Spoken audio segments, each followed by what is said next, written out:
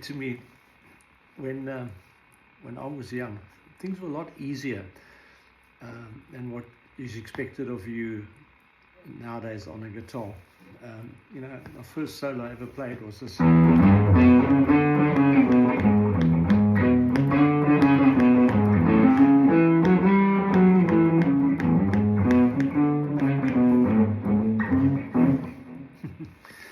It's been a while. It's been about 51 years, so I can't remember it.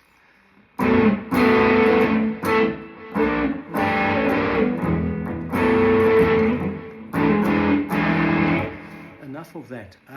You guys are expected to become shredders, because I remember when I was 14 years old at school, the music teacher asked us each to bring an album to school, and then we had to tell her where we thought music would be in 50 years' time. It's now 51 years later, and I'm not sure how close any of the 19 boys that were in my class, in that classroom, got it right. Because if I listen to some of the bands now, and you know who they are more than I do, it's quite outlandish, but I enjoy some of the stuff. I'll be honest, I'm very progressive, and I like progressive music.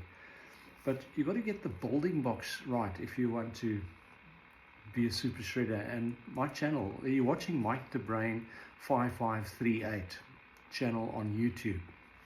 So go back, and I've got guitar lessons 1.01, and this is guitar lessons 1.12 now. But go through them and you'll be astounded. I've got a huge amount of information on there for you. But I just want to give you a few little tips. Take a common key, if I can call it that, or common, like A minor pentatonic, and then you know how to do that.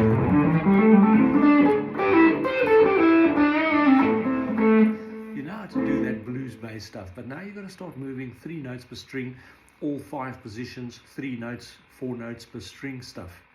But start with something like, I've got lessons on that where you can find out what I'm talking about, what intervals are involved and what intervals are. But consider this, it's from an idea of Paul Gilbert in the late 1990s. But very relevant to shredders, like A minor, A minor third and perfect fifth, A, C, E. So there you have it. That triad played effectively in 3 octaves. A, C, E, A, C, E, A, C, E. Now you want to get really fast at that. I'm not that fast, but I can at least show you what to do.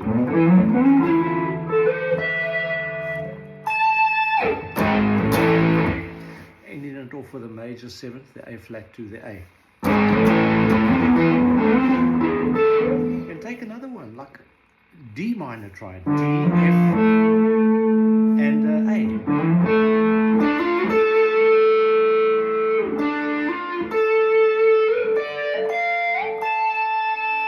Because I ran out of strings. If I had a 7-string guitar, I might have been able to do it, or 8-string guitar.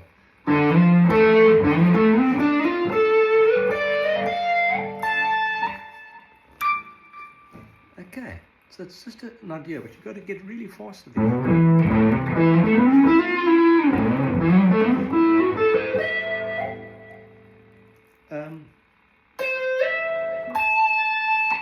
I just played a different variation. I played the second inversion, the C, E, and A. Same as you can do it on 1 string. I've got lessons on how to play a chord on 1 string, because I've played an A minor chord on 1 string.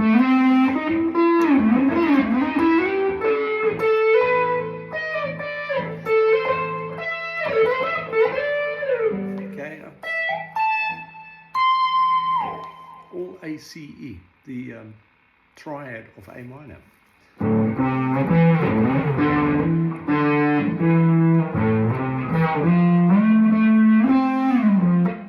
Third inversion, E. So I meant E, A, and C. First inversion, A, C, E. Third inversion, E, A, C. And then A. Second inversion. You're playing the thing on one string, the chord on root minor third, perfect fifth. The perfect fifth, then the root, and then the C.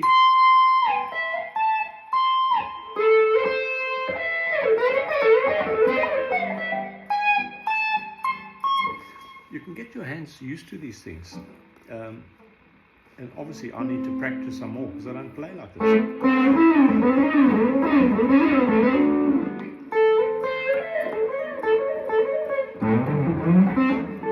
And you can string skip.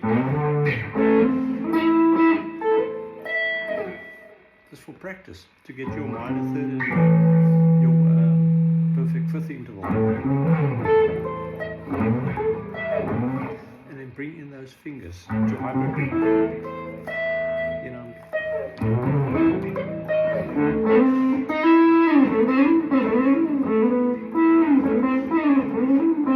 You're getting your hands used to those distances as such again.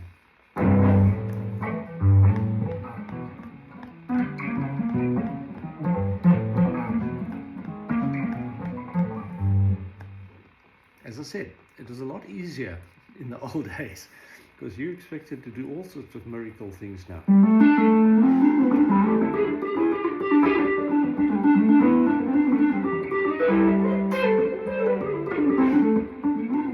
You know, you look at some of these bands and these progressive bands.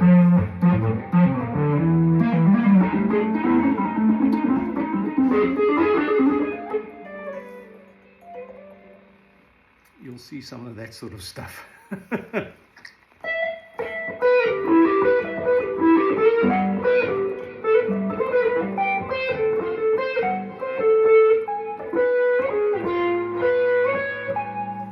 So check it out. I hope you just whet your appetite to explore outside the box. Like I say, who knows where music is going to be even in 20 years' time. Things are moving on so rapidly. So I encourage you. So with that A minor,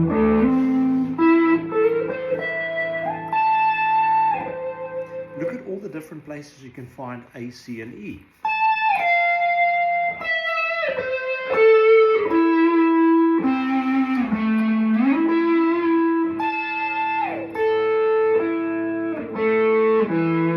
Note the relationships. The E sits immediately above the A.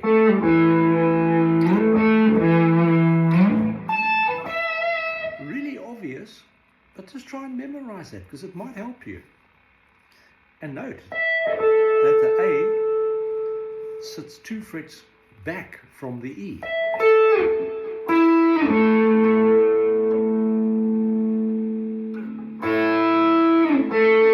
And between the B and the G string, it's 3 frets back because of the tuning of the guitar in a major third interval versus a perfect fourth where the other strings are tuned.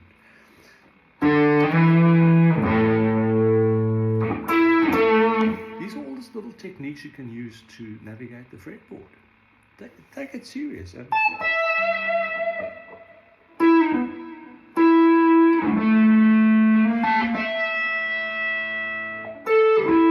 to E and then E to A minor third or 3 frets back.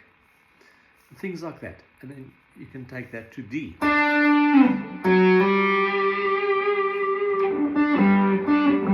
D to G, to the fourth. And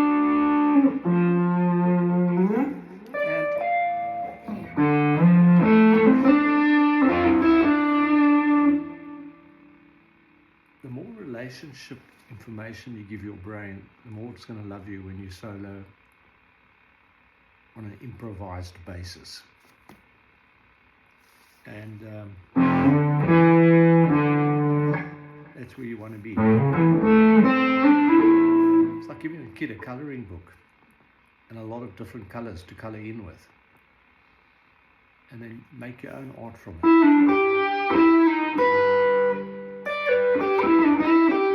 But you need the building blocks, and these are just fragments that hopefully, like those tree branches, who knows where they're going. They tend to go for the sun though, because they're sitting behind a big, very high wall effectively, and so the tree is leaning towards the sunlight, and so you should let your music lean to the sunlight, enlighten other people. Hopefully they'll enjoy it. Thanks for viewing and subscribing, as always.